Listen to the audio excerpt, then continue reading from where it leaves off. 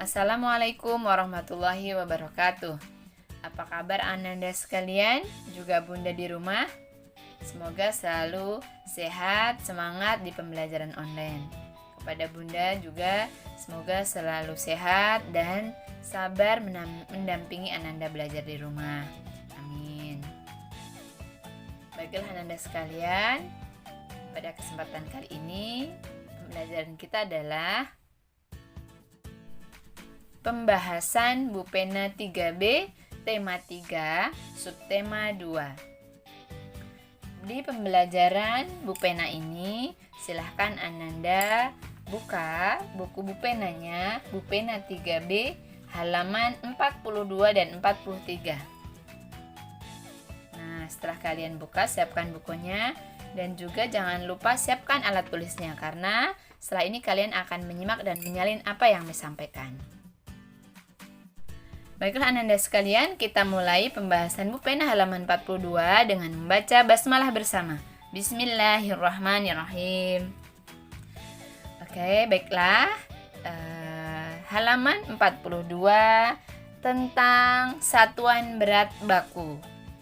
Ananda semua sebagian sudah hafal tentang satuan berat baku. Masih ingat lagunya ya? Memakai lagu Balonku Ada 5. Coba Miss ulangi sedikit ya. Satuan berat baku ada ton, kuintal, garis. Yang keempat kilogram. Yang kelima hektogram.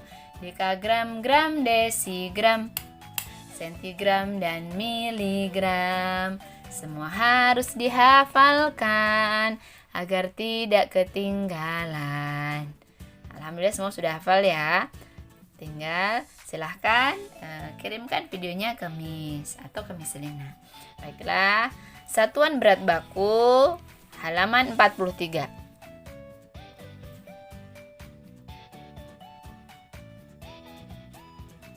Ayo berlatih, tentukan berat benda-benda berikut dengan membaca angka dari setiap timbangan yang tertera.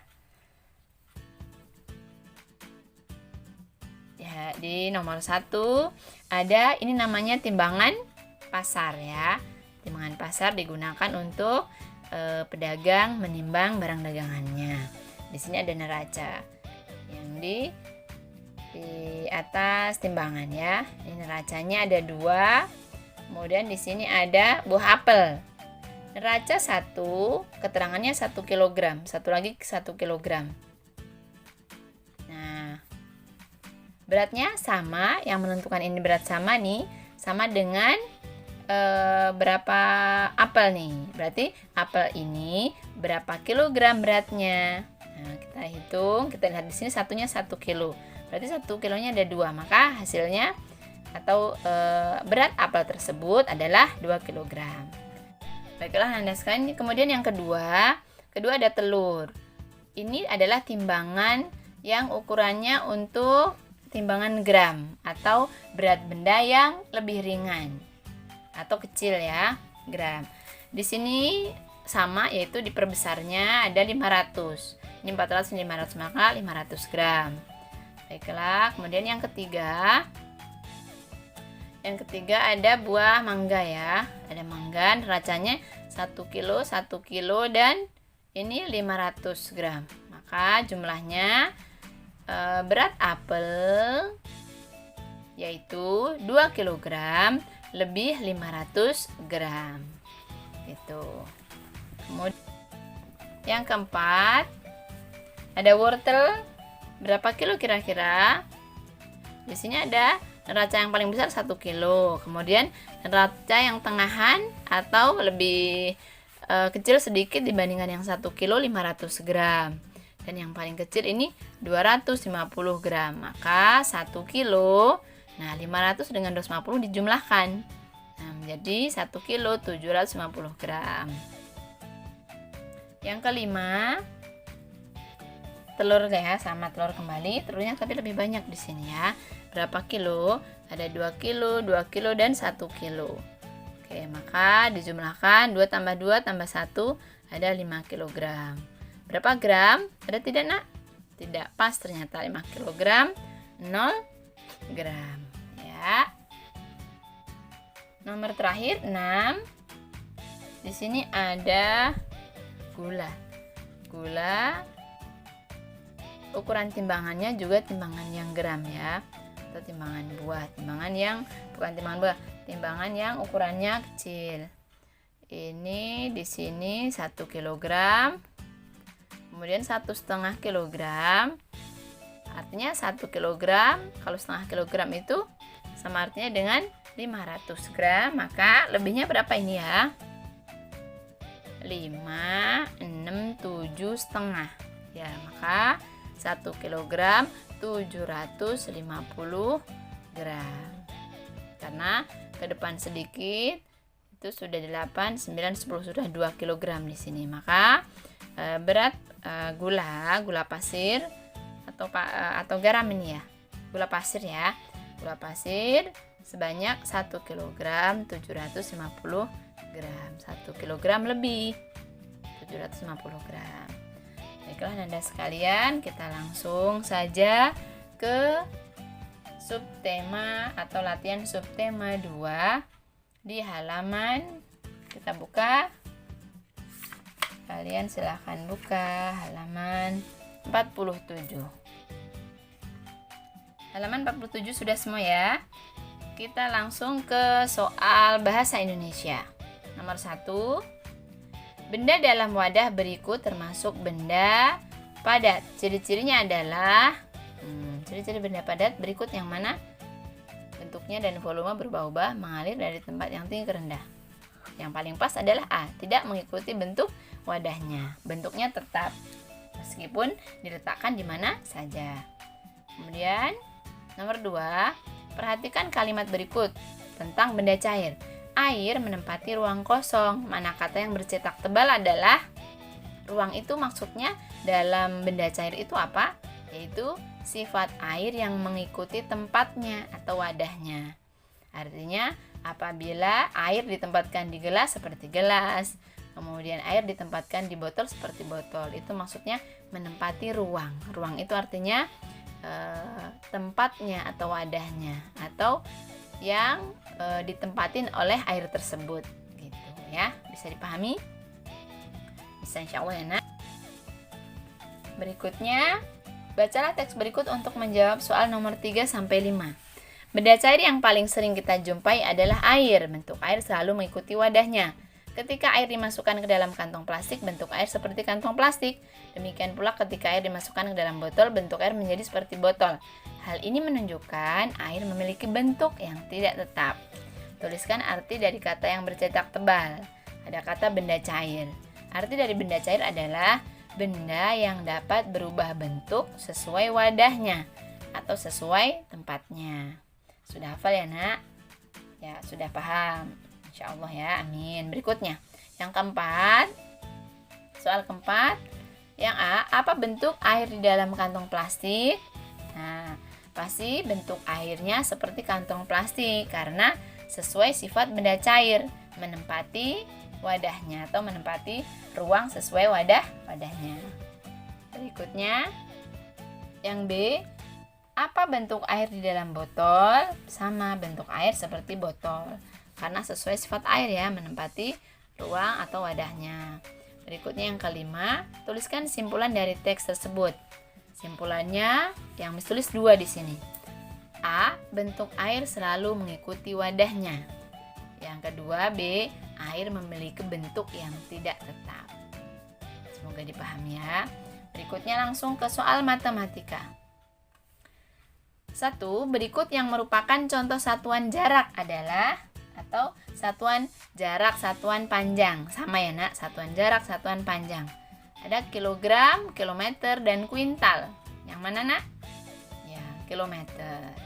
Kemudian yang kedua, jenis timbangan berikut yang biasa digunakan untuk menimbang bahan-bahan kue di rumah adalah, kalau ini timbangan, yang A timbangan apa nak? Timbangan badan ya.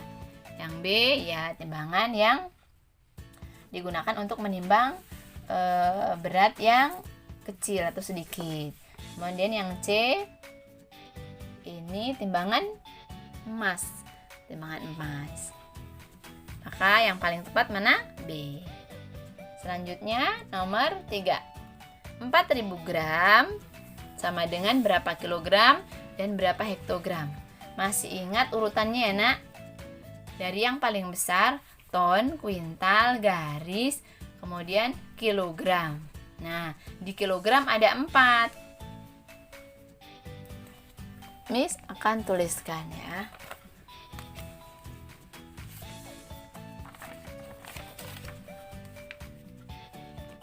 Kilogram, hektogram, dekagram, gram, desigram, sentigram, miligram. Di sini ada ton, kuintal, garis ya. Berarti ini 1, kedua, ketiga, keempat. Nah, di sini urutannya kalian sudah hafal ya, alhamdulillah. Kita masukkan 4.000 gram. Di sini 4.000. Di sini ya lurusannya. 1, 2, 3, 4.000. Nah, kalian masih ingat rumusnya atau kata kuncinya? Apabila naik 1 tangga, maka dibagi 10 atau dikurangi 0,1. Maka kita masukkan ke atas ke dekagram. Menjadi hilang 0,1, jadi 400. Kemudian naik lagi 1 tangga ke hektogram menjadi 40. Kemudian naik lagi ke kilogram menjadi berapa? 4. Ya, lihat soalnya mana ya. Ini maka caranya adalah 4.000. Caranya 4.000 dibagi 1.000. Tinggal coret bawahnya, coret 3. 4 dibagi 1 sama dengan 4. Nah, seperti itu cara menghitung satuan berat. Maka 4 kg 4 gram sama dengan 4 kg. Nah, kalau hektogram berarti sama artinya dengan berapa? 40. Karena di atasnya 1, 2. Maka sama dengan 40 ya. 4 kg sama dengan 40 hektogram. Ya, bisa dipahami anak-anak? Insya Allah ya. Oke, baiklah, kita lanjutkan ke nomor 4. Di halaman 48 soalnya. Silahkan buka ke halaman 48. 48 di nomor 4 soalnya adalah tentukan jarak dari toko buku ke puskesmas jika melewati swalayan dalam satuan meter. Baiklah, kita lihat tadi gambarnya adalah toko buku ke swalayan 1 km. Berarti dari sini ke sini 1 km. Tadi disebutkan di soal ke puskesmas melewati swalayan, maka ini sudah 1. Kemudian dari swalayan ke puskesmas 3 km, maka 1 km ditambah 3 km sama dengan, sesuai pertanyaannya, kata kunci yang ditanyakan adalah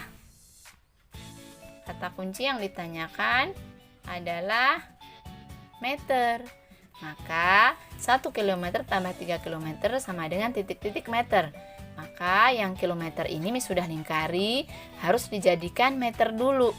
Nah, maka meter dari 1 km ke meter, turun atau naik? Turun. Kilometer, hektometer, dekameter, meter. Maka turun 3.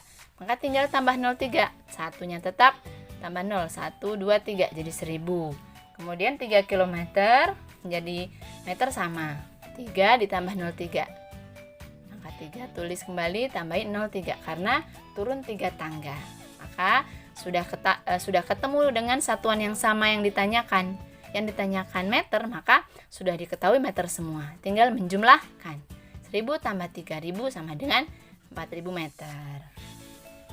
Untuk matematika sudah selesai, kita lanjutkan SBDP. SBDP nomor 1, gerakan di samping adalah ada seorang gadis menundukkan kepala, seorang perempuan menundukkan kepala sambil tangan di mana? Di pinggang. Berarti yang B. Berikutnya yang nomor 2, berikut yang termasuk gerak kepala adalah menunduk ke bawah, mengentak ke tanah, menggenggam.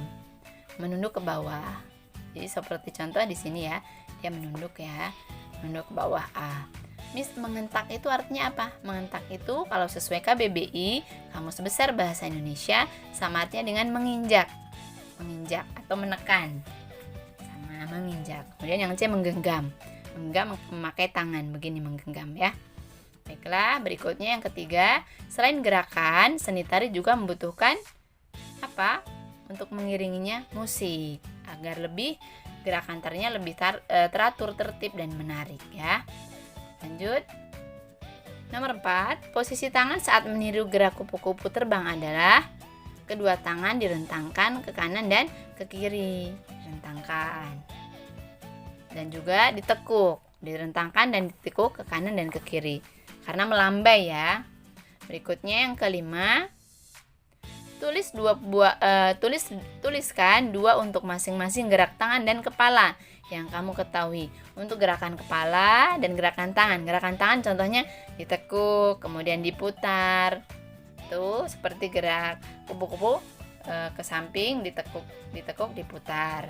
Untuk tangan, untuk kepala menunduk dan memutar kepala. Lanjut. PPKN nomor 1, menolong orang lain merupakan salah satu contoh perilaku yang sesuai dengan sila ke-2 Pancasila, kemanusiaan yang adil dan beradab. Yang kedua, sikap tolong menolong akan menumbuhkan sikap peduli dan rasa persaudaraan. Yang ketiga, pembuatan panggung dalam rangka memperingati hari kemerdekaan sebaiknya dilakukan dengan cara gotong royong agar cepat selesai. Berikutnya yang keempat, apa manfaat dari gotong royong? Miss tulis di sini 2 saja. Di halaman 40 di buku pena ini, di depan kalian nanti bisa baca ada 5 hal. Di sini Miss tulis 2 saja ya, mewakili saja. 1, menumbuhkan sifat peduli. Yang kedua, menumbuhkan rasa persatuan dan kesatuan. Yang terakhir 5, menurutmu apa yang dimaksud dengan perilaku hidup sederhana? Tuliskan contohnya. Perilaku hidup sederhana adalah hidup yang tidak berlebihan. Artinya mementingkan kebutuhan daripada keinginan. Kalau kebutuhan memang harus dipenuhi, kalau keinginan tidak harus dipenuhi. Kalau keinginan berarti hanya ingin saja. Misalnya tidak tidak dilakukan atau tidak dijalani juga tidak apa-apa. Karena yang paling penting atau yang lebih penting adalah kebutuhan daripada keinginan. Tuliskan contohnya. Contohnya adalah Ani ingin membeli pensil, sedangkan yang dia butuhkan adalah pulpen karena pulpennya rusak atau pecah. Maka yang harus didahulukan adalah membeli pulpen, bukan membeli pensil, karena kebutuhan atau yang benar-benar dibutuhkan adalah pulpen. Itu contohnya. Kalian bisa tulis contoh yang lainnya, tidak apa-apa boleh, sambil nanti dibimbing oleh bundanya di rumah. Baiklah Anda sekalian, sekiranya sekian pembahasan Bu Pena 3B tema 3 subtema 2. Miss akhiri, semoga bermanfaat dan mohon maaf apabila ada kekurangan atau kehilafan. Kita akhiri dengan baca hamdalah bersama. Alhamdulillahirabbil alamin. Segala puji bagi Allah, Tuhan semesta alam. Baiklah, Miss akhiri, billahi taufik wal hidayah. Wassalamualaikum warahmatullahi wabarakatuh.